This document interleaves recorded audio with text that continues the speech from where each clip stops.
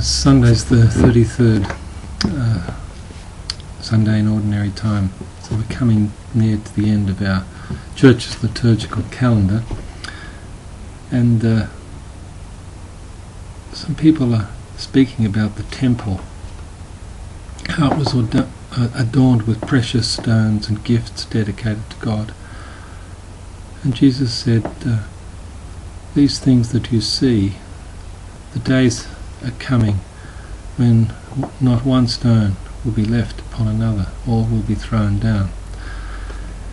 They said to him, Teacher, when will this be? What will be the sign that this is about to take place? He said, beware of those who come saying, I am he, and the time is near. Don't go after them. You will hear of wars and insurrections. And don't be terrified. This is not the beginning of the end. These things are not going to take place first. There will be nations will rise against nations, and kingdoms against kingdom. There will be great earthquakes, and in various places famines and plagues, and dreadful portents and great signs in the heavens. But before these things take place, you will be arrested and persecuted and thrown into prisons and synagogues and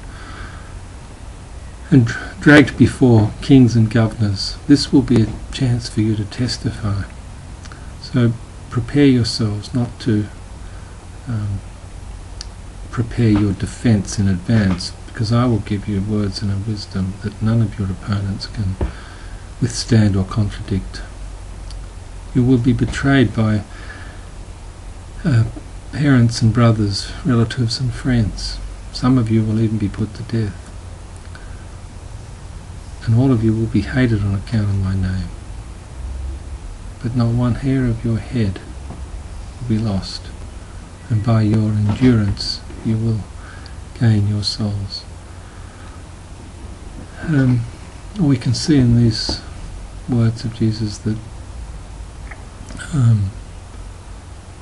that our world's not just neutral. There is this often unseen, sometimes it's an inner thing, but a great battle going on for the victory of good over evil, truth over falsehood, light over darkness, all these things that refer to two powers at work in our world,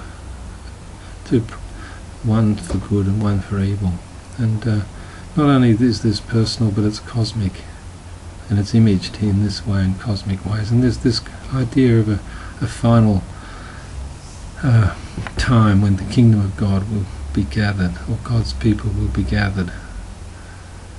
But what this story does is remind us that, look, when there are these difficult times, threatening times, terrifying times, in a cosmic sense, or even in a personal sense, that He is still with us, and He is the one who has authority, the crucified one. The blood of the Lamb is what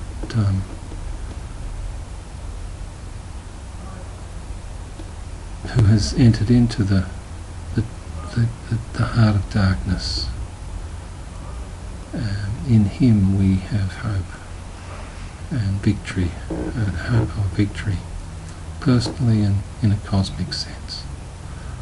And we don't live in this world and airbrush the truth about the power of evil. We don't close our eyes to this power in ourselves and when we face it in our world. Our trust is in Him who has gone before us and won victory over evil. There's a beautiful poem by Kevin Hart. I'd like to read just a section of it. On the last day, our stories will be rewritten, each from the end, and each will end the same. You will hear the fields and rivers clap, and under the trees old bones will cover themselves with flesh. Spears' bullets will pluck themselves from wounds already healed. Women will clasp their sons as men, and men will look into their palms and find them empty. There will be time for us to say the right things at last, to look into our enemy's face and see ourselves forgiven now before the books flower in flames, the mirrors return our faces, and everything is stripped from us, even our names.